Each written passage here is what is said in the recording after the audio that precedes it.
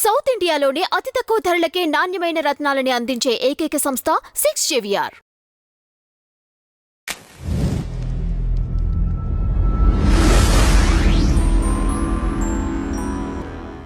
ఎక్కడైతే స్త్రీలు పూజించబడతారో అక్కడే దేవతలు సంచరిస్తుంటారు అని మన పురాణాల్లో కానీ ఎథిక్స్లో కానీ పెద్దవాళ్ళు చెప్తుంటే వింటూ ఉంటాం. అలాంటికి మహిళలకి రక్షణ లేని ప్రపంచంలో మనం బతుకుతున్నాం.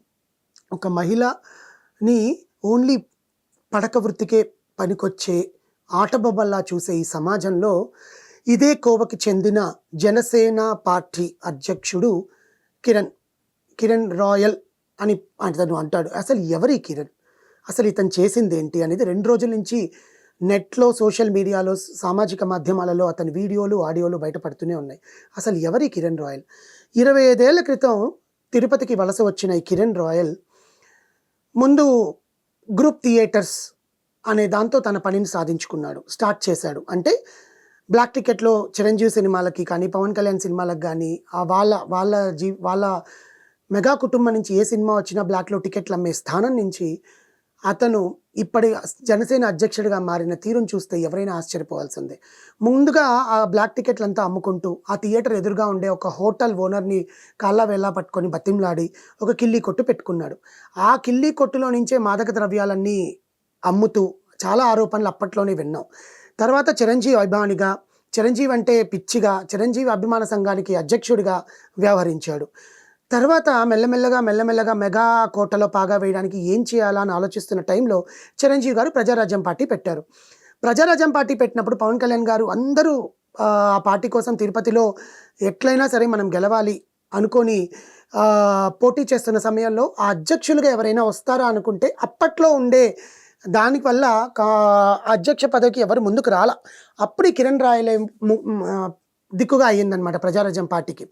సో కిరణ్ రాయల్ని అధ్యక్షుడిగా చేశారు. అంటే అతని బాధ్యతలన్నీ తీసుకొని చిరంజీవి గారు ఎప్పుడైనా వస్తున్నా రాకపోకలు చూసుకోవడము, అక్కడ జనాలకి ఏమైనా మంచి చెల్లు కావాలన్నా చిరంజీవి గారికి ఇక్కడి నుంచి సిఫార్సు చేస్తే ఆయన అక్కడి నుంచి చేయడము. ఎందుకంటే అప్పుడు చిరంజీవి గారు తిరుపతి ఎమ్మెల్యేగా సెలెక్ట్ అయ్యారనమాట, గెలిచారు. సో అదే టైంలో ఈయన చేసిన అక్రమాలు ఇన్ని కాదు, మొత్తం మీద 24 కేసులు తిరుమల నుంచి ఉన్నాయంటే ఆలోచించండి.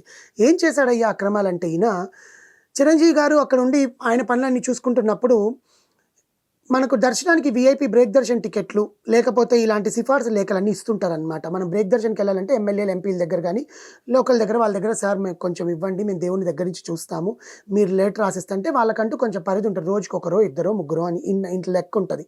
సో అలాంటివన్నీ ఈయనకి ఇచ్చారు. నువ్వు చూసుకో, ఇక్కడి నుంచి ఎవరైనా వచ్చినప్పుడు ఆ లేఖలంతా నాకు వాళ్ళకి ఇచ్చి పంపించు, నేను సంతకం పెట్టేసి ఇచ్చేస్తాను అని చెప్పినప్పుడు ఒక్కొక్క టికెట్ని ఎన్ని లక్షల్లో అమ్మాడంటే అసలు తిరుమలకి కొన్ని వేల లక్షల ఆదాయం ఇతను ఆ టికెట్లు అమ్మడం వల్ల తెలుసుకున్నారు. తర్వాత అది చిరంజీవి దాకా వెళ్ళి ఇట్లా మీ టికెట్లని మిస్యూజ్ చేస్తున్నారండి, ఇట్లా లక్షల్లో పేజీల దగ్గర నుంచి, పేదవాళ్ళ దగ్గర నుంచి, లేకపోతే డబ్బున్న వాళ్ళ దగ్గర నుంచి అమ్మేస్తున్నాడని తెలిసాక పిలిచి మందలించారు. అయినా వినలా, ఇంకా అక్రమాలు సాగాయి. పైన అకామిడేషన్ల గురించి, కింద అకామిడేషన్ల గురించి చిరంజీవి పేరుని విచ్చలవిడిగా వాడేసుకున్నాడు అనమాట. ఇంకా సరే అని వీడి ఇట్లే ఉన్నాయి ఆటలు అని చెప్పి వీడిని ఆ పార్టీకి దూరంగా పెట్టారు. నువ్వే కార్యక్రమాలు చెయ్యొద్దు అని చెప్పి. సరే కదా, మళ్ళీ ఏం చేద్దాము, ఎలా అంటే లోపల ప్రజారాజ్య పార్టీ విలీనం అవ్వడము, తర్వాత మళ్ళీ ఏపీలో రాజకీయాలు వైఎస్ఆర్సీపీ చేతికి రావడము, కానీ టీడీపీ మాత్రమే ఉండింది అనుకోండి చిత్తూరు జిల్లాలో, కానీ వైఎస్ఆర్సీపీ రావడము, ఇవన్నీ జరగడం వల్ల ఏం చేయాలని ఆలోచిస్తున్న టైంలో పవన్ కళ్యాణ్ గారు పార్టీ అనౌన్స్ చేశారు జనసేనగా. సో నాగబాబు గారితో మంచిగా ఉంటూ, నాగబాబు గారిని కాకాబెట్టి, నాగబాబు గారి దగ్గరే ఉంటూ తిరిగి జనసేన పార్టీలో మళ్ళీ అధ్యక్షుడిగా స్థానం సంపాదించాడు. తర్వాత ఏమైంది, జనసేన పార్టీలో శాతం సంపాదించినా కూడా జనసేన పార్టీ ఎమ్మెల్యే అరణి మీద ఎన్ని ఆరోపణలు చేశాడంటే, ఎందుకంటే ఇతను చెప్పిన మాట అతను వినలా. మనకు తెలిసే ఉంది, అప్పుడు గో బ్యాక్ అరణి అని చెప్పి తిరుపతి మొత్తం ఫ్లెక్సీలు అంటించాడు. ఉన్న పార్టీలోనే ఉంటూ మన పార్టీ వాళ్ళని ఇంత దూషిస్తున్నాడు అని పవన్ కళ్యాణ్ గారికి ఫిర్యాదు చేస్తే పవన్ కళ్యాణ్ గారు పిలిచి మరీ 2-3 సార్లు మరి మందలించారు, ఇలాంటివన్నీ చేస్తే మాత్రం బాగుండదు అని. ఇప్పుడు అతని అసలు విషయం ఏంటయ్యా అంటే, అప్పట్లోనే అసలు వాడి ఎందుకు వెలుగులోకి వచ్చాడు అంటే, టీడీపీ కూటమి కానీ గెలవకపోతే నేను తిరుపతి నుంచి వైజాగ్ వరకు జగన్మోహన్ రెడ్డి ఫ్లెక్సీలు అంటించుకుంటూ పోతాను అని ఒక సవాల్ విసరడము, టీడీపీ కూటమి గెలవడము, దీంతో అతని ఆగడాలకి అంతు లేకుండా పోయింది.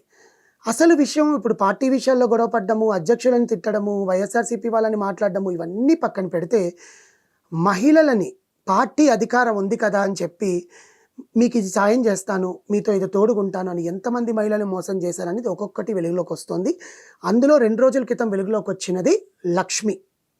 తిరుపతి వాస్తవ్యురాలైన లక్ష్మిని వివాహేతర సంబంధం పెట్టుకొని భర్త లేని కారణంగా, నేను మీకు అండగా ఉంటాను, నేను మీకేం కావాలంటే అది చేస్తాను అని చెప్పి కొన్ని సంవత్సరాలుగా వివాహేతర సంబంధం పెట్టుకొని ఇద్దరూ మీడియా ముందు కూడా కొన్నిసార్లు మాట్లాడారు. అయితే నాకు సంబంధం ఉంది, ఆమె నేను సంబంధం ఉందని చెప్పుకున్నారు. అందరికీ తెలిసిన విషయమే.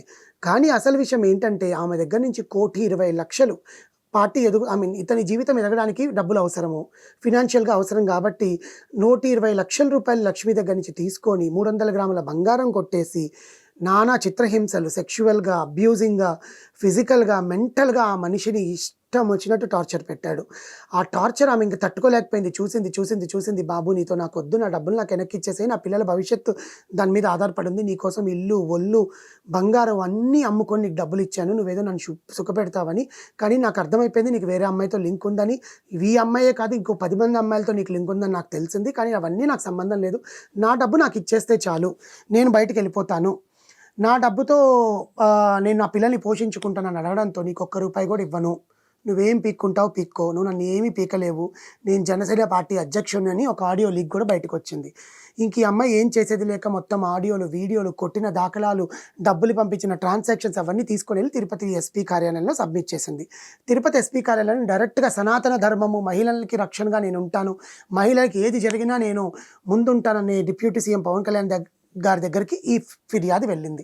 వెళ్ళిన వెంటనే తక్షణమే నేను అధ్యక్ష పదవి నుంచి సస్పెన్షన్ చేస్తున్నాను, నా నుంచి ఫర్దర్ నోటీస్ వచ్చేంత వరకు నువ్వు ఏ కార్యక్రమాలు చేయకూడదు అని. దాంతో ఇంకా రెచ్చిపోయిన వ్యక్తి లక్ష్మి ఇంటి మీదకి వెళ్ళి కొట్టాడు ఈరోజు.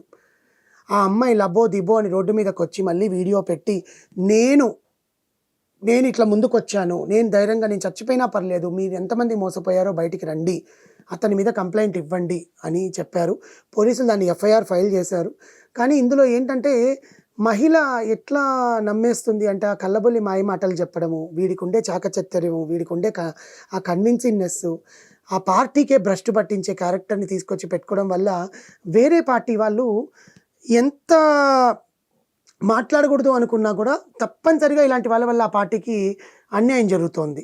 సో ఈ వీడి ఆగడాలు రోజు రోజుకి వెలుగులోకి వస్తున్నాయి. ఇంకా ఎన్ని ఆడియోలు బయటకు వస్తాయి అనేది పోలీసుల దర్యాప్తులో తెలియనుంది.